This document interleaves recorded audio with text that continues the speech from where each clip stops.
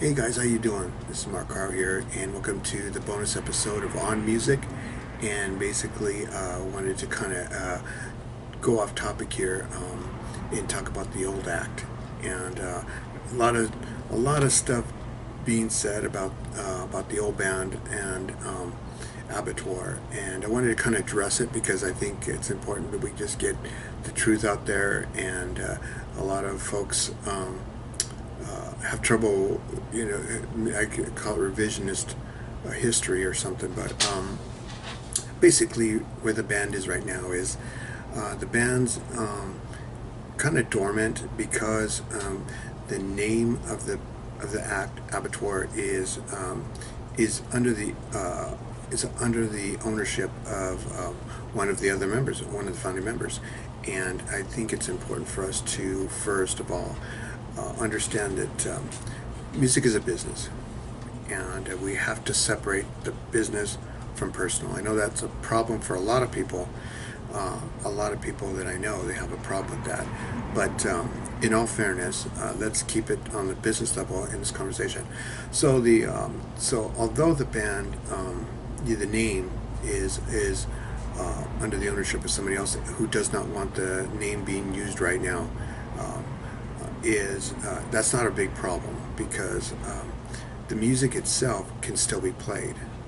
For example, if one of the founding, I was like me, I'm a founding member, wanted to go out and perform the music under a different moniker, I could do that. It's no problem as long as the publishing goes to the right people, and all the royalties are going to the right places. Nobody can stop us from doing that. But I think right now at this point, it's not necessary to do that. All of us are doing other projects, but I think the reason I'm coming out and making this video is because there's too much noise going on around this particular subject. And it's important to understand that this is not a personal vendetta.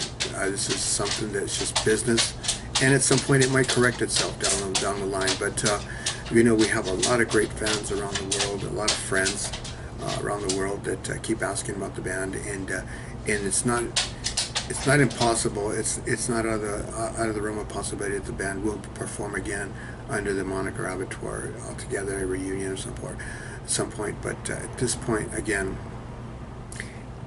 the name itself is just being held. The music itself can be unleashed and be played at any point and under a different moniker. So those are, I think, the two distinctions that people are having that are misleading in the discussion of Abattoir.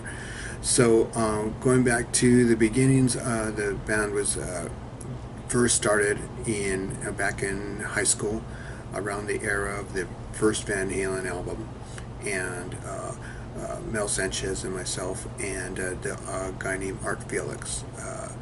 It was Art Felix and Mel that kind of were toying around with the name Abattoir back then, and Art went off to join another band, so it was just like Mel and I who kind of kicked this thing off, and we built the name. We went different directions. We had covers, we did a cover thing, and then we kind of built it into a kind of a heavy metal rock thing. And then we decided we were going to take a little time off and conceptualize a direction. We did that in a summer, during the summer, and we came back and we had written some material, and of course came out as an all original band, and the rest is history. When you look at the writing credits, everyone has to remember that I had a part in every bit of that writing music because I was the main guitar player, and of course, when you're going around, you're discussing how to play a song.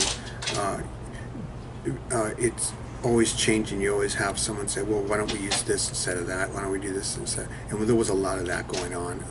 There was a lot of collaboration on the writing end, and I think it's important to remember that even though some people say, "Well, I wrote this song and I wrote that song," there was really a lot of collaboration going on at the time. So even though the publishing is the law, who owns the publishing owns the song. So, but in a big picture, everyone knows who's been in a band that the guitar player has a great deal to do with how the song is played, and in a lot of these songs, the vocal lines weren't even written; they were just music. So the vocalist came in and wrote a lot of the vocal lines. So that's part of also the song, and a big part of the song, right? The melody, right? So a lot of that stuff was going on. So just to make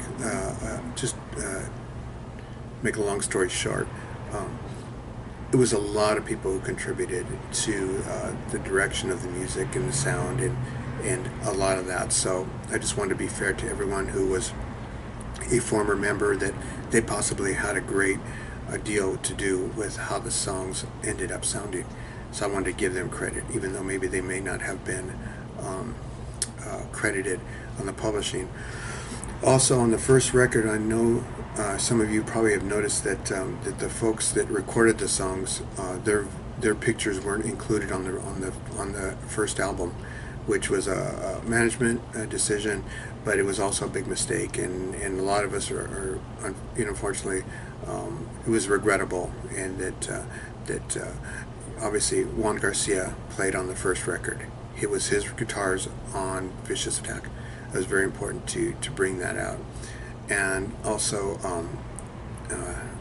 Robert Danger Wayne, the drummer, was also on that first record. He wasn't pictured, so it's important to give him credit and to remember that he was a big part of that first record sound.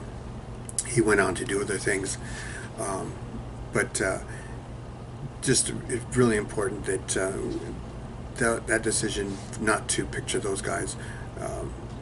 I mean, it's unfortunate that it happened that way, but it did happen, and we can't, you can't unbreak an egg at this point. But that's, in all fairness, that happened.